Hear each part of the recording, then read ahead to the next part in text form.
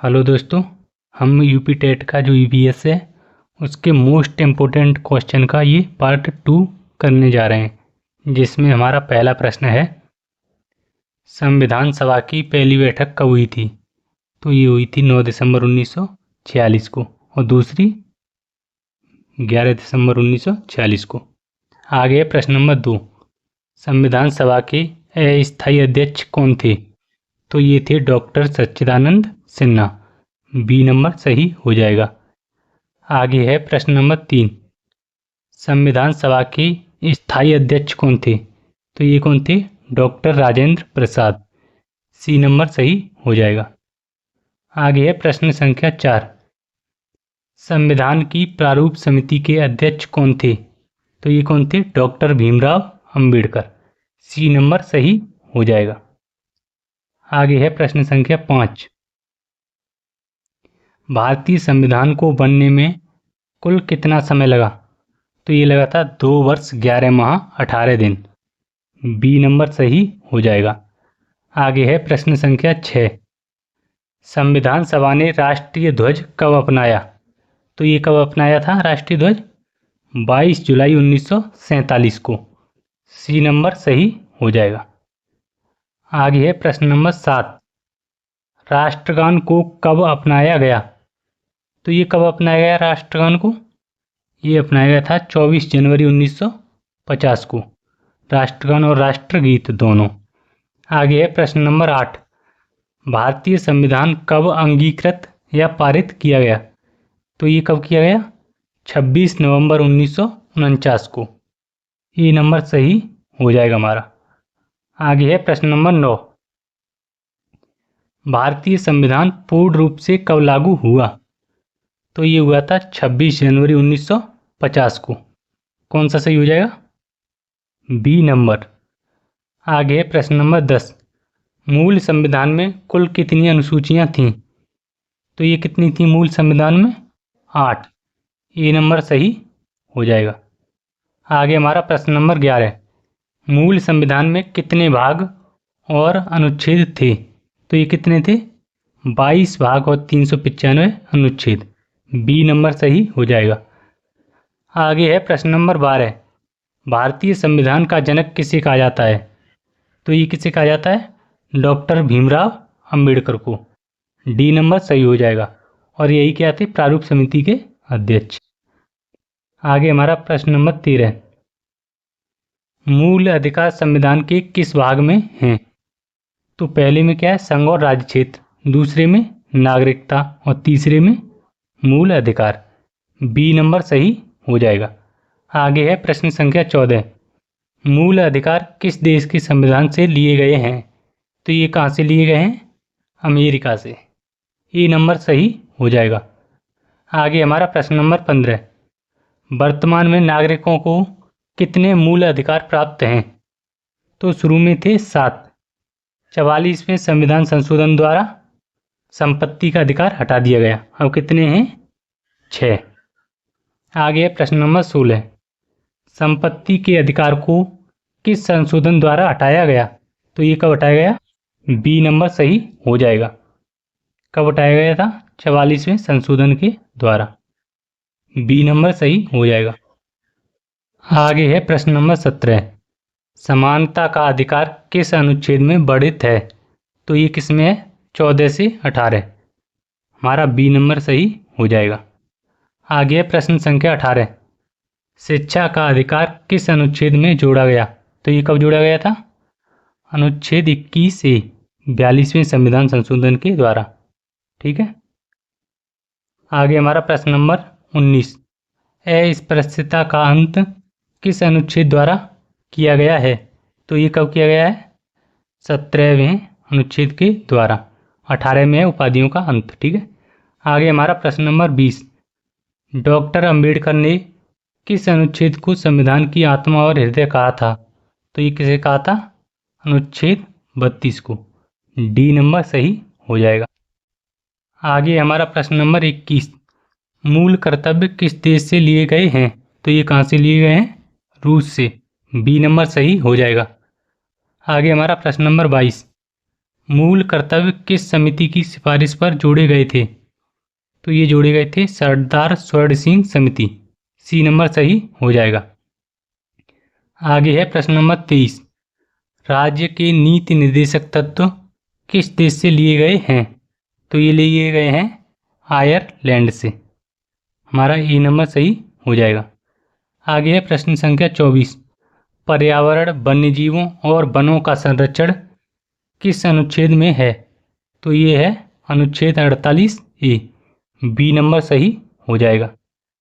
आगे हमारा प्रश्न नंबर 25। भारत का प्रथम नागरिक कौन होता है? तो ये कौन होता है? राष्ट्रपति। सी नंबर सही हो जाएगा। आगे है प्रश्न संख्या 26। राष्ट्रपति पद के लिए न्यूनतम आयु सीमा क्या है? तो ये कितनी है? 35 वर्ष। राष्ट्रपति, उपराष्ट्रपति और राज्यपाल, इनके लिए 35 वर्ष होती है। ठीक है। आगे हमारा प्रश्न संख्या 27। राष्ट्रपति को पद की शपथ कौन दिलाता है? तो ये दिलाता है भारत का मुख्य न्यायाधीश। डी नंबर सही हो जाएगा, ये वाला। आगे हमारा प्रश्न नंबर 28। राष्ट्रपति अपना त्यागपत्र किसे सौंपता है? तो ये किसे देता है? उपराष्ट्रपति को। शपथ कौन दिलाता है? CJI। और त्यागपत्र किसे देगा? उपराष्ट्रपति को। सी नंबर सही हो जाएगा। आगे हमारा प्रश्न नंबर 29। राष्ट्रपति पर महाभियोग किस अनुच्छेद के तहत लगाया जाता है? तो ये किसके तहत लगता है? अनुच्छेद 61 के तहत। हमारा ए नंबर सही हो जाएगा। आगे है प्रश्न संख्या 30। संसद का उच्च सदन या स्थायी सदन किसे कहते हैं? तो ये किसे कहते हैं? राज्यसभा को। बी नंबर सही हो जाएगा। आगे हमारा प्रश्न नंबर 31।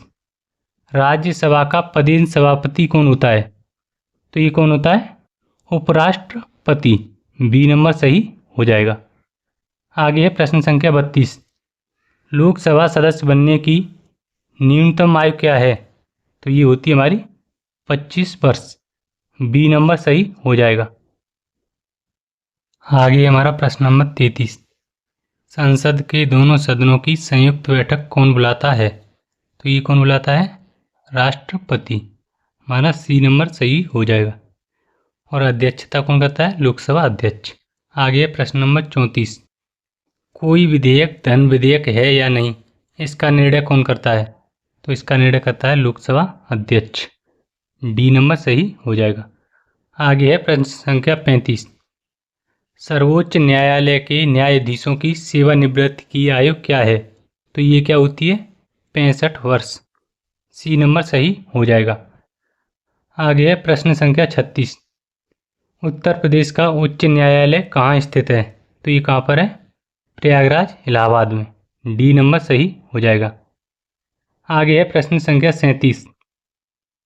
भारत में पंचायती राज व्यवस्था का जनक किसे कहा जाता है?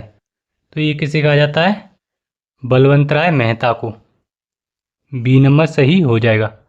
आगे है प्रश्न संख्या 38। भारत में पंचायती राज व्यवस्था सर्वप्रथम कहाँ लागू हुई थी? तो ये कहाँ पर हुई थी? नागौर, राजस्थान में। ए नंबर सही हो जाएगा। आगे है प्रश्न संख्या 39। पंचायती राज को संवैधानिक दर्जा किस संशोधन द्वारा मिला? तो ये कब मिला था? 73वां संविधान संशोधन के द्वारा। आगे हमारा प्रश्न नंबर 40। राष्ट्रीय पंचायती राज दिवस कब मनाया जाता है? तो ये कब मनाया जाता है? 24 अप्रैल को। ये नंबर सही हो जाएगा। आगे हमारा प्रश्न नंबर 41। मतदान की आयु 21 से घटाकर 18 वर्ष किस संशोधन के द्वारा की गई? तो ये किसके द्वारा की गई? 61वें संशोधन के द्वारा। हमारा सी नंबर सही हो जाएगा। आगे है प्रश्न संख्या 42। किस संविधान संशोधन को मिनी कॉन्स्टिट्यूशन कहा जाता है? तो ये किसे कहा जाता है? 42वें संविधान संशोधन को, जो कि 1976 में हुआ था। आगे है प्रश्न संख्या 43। भारत में अब तक कितनी बार वित्तीय आपातकाल लगा है? तो ये कितनी बार लगा है? एक बार भी नहीं। डी नंबर सही हो जाएगा। आगे हमारा प्रश्न नंबर 44। नीति आयोग की स्थापना कब हुई? तो कब हुई है? 1 जनवरी 2015। बी नंबर सही हो जाएगा।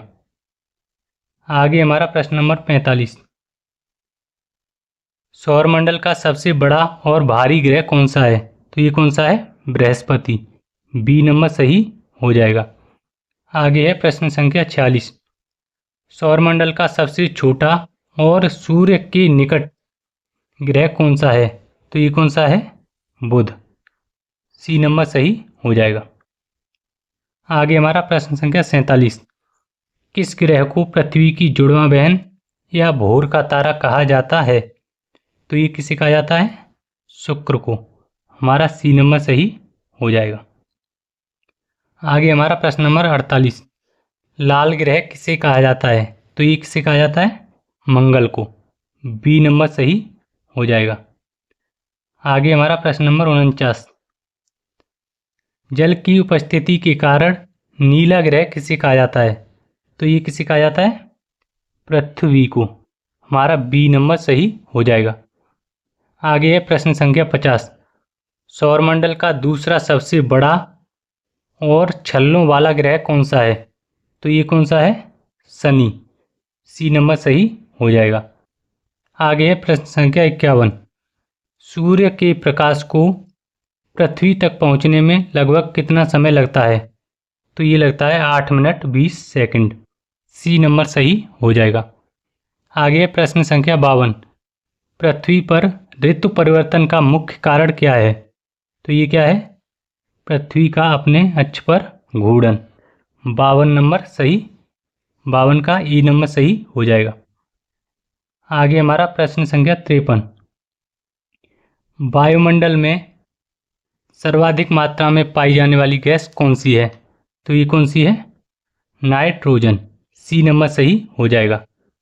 आगे हमारा प्रश्न नंबर 54। मौसम संबंधी सभी घटनाएं वर्षा, बादल, आंधी किस परत में होती हैं? तो ये कहाँ होती हैं? क्षोभ मंडल में। बी नंबर सही हो जाएगा। आगे हमारा प्रश्न नंबर 55। हवाई जहाज उड़ाने के लिए आदर्श परत और ओजोन परत कहाँ पाई जाती है?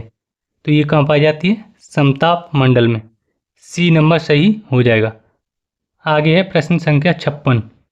रेडियो तरंगें किस परत से परावर्तित होकर पृथ्वी पर वापस आती हैं? तो ये आती हैं आयन मंडल से। हमारा ए नंबर सही हो जाएगा। आगे हमारा प्रश्न संख्या 57। क्षेत्रफल की दृष्टि से भारत का विश्व में कौन सा स्थान है? तो ये कौन सा है? 7वां। सी नंबर सही हो जाएगा। आगे हमारा प्रश्न नंबर 58। भारत का सबसे दक्षिणी बिंदु कौन सा है? तो ये कौन सा है? इंदिरा पॉइंट। और अगर मुख्य भूमि लिखा रहेगा तब होगा कन्याकुमारी। आगे हमारा प्रश्न नंबर 59। कर्क रेखा भारत के कितने राज्यों से गुजरती है? तो ये कितने राज्यों से गुजरती है? 8 राज्यों से। सी नंबर सही हो जाएगा। आगे हमारा प्रश्न नंबर 60। भारतीय मानक समय ग्रीनविच समय से कितना आगे है? तो ये कितना आगे? 5 घंटे 30 मिनट। आगे है हमारा प्रश्न नंबर 61। भारत की सबसे लंबी नदी कौन सी है? तो ये कौन सी है? गंगा। सी नंबर सही हो जाएगा। आगे प्रश्न संख्या 62। विश्व का सबसे बड़ा नदी द्वीप माजुली किस नदी पर है? तो ये किस पर है? ब्रह्मपुत्र नदी पर। कहाँ पर? असम में। आगे है प्रश्न संख्या 63। भारत की किस नदी को वृद्धगंगा या दक्षिण गंगा कहा जाता है? तो ये कहा जाता है गोदावरी को। और दक्षिण की गंगा ये कावेरी को कहा जाता है और दक्षिण गंगा गोदावरी को। सी नंबर सही हो जाएगा। आगे हमारा प्रश्न नंबर 64। बिहार का सूप किस नदी को कहा जाता है? तो ये कहा जाता है कोसी नदी को। सी नंबर हमारा सही हो जाएगा। आगे हमारा प्रश्न नंबर 65।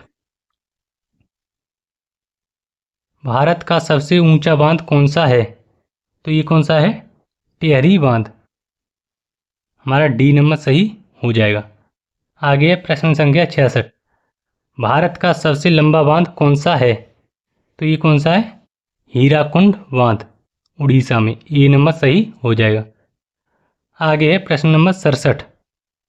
भारत की सबसे बड़ी मीठे पानी की झील कौन सी है? तो ये कौन सी है? वूलर झील। कहाँ पर है ये? जम्मू कश्मीर में। आगे हमारा प्रश्न नंबर 68। भारत की सबसे बड़ी खारे पानी की झील, तटीय झील कौन सी है? तो ये कौन सी है? चिल्का झील। ये कहाँ पर है? उड़ीसा में। आगे हमारा प्रश्न नंबर 69। विश्व की सबसे प्राचीन पर्वत श्रृंखला कौन सी है? तो ये कौन सी है? अरावली। बी नंबर सही हो जाएगा।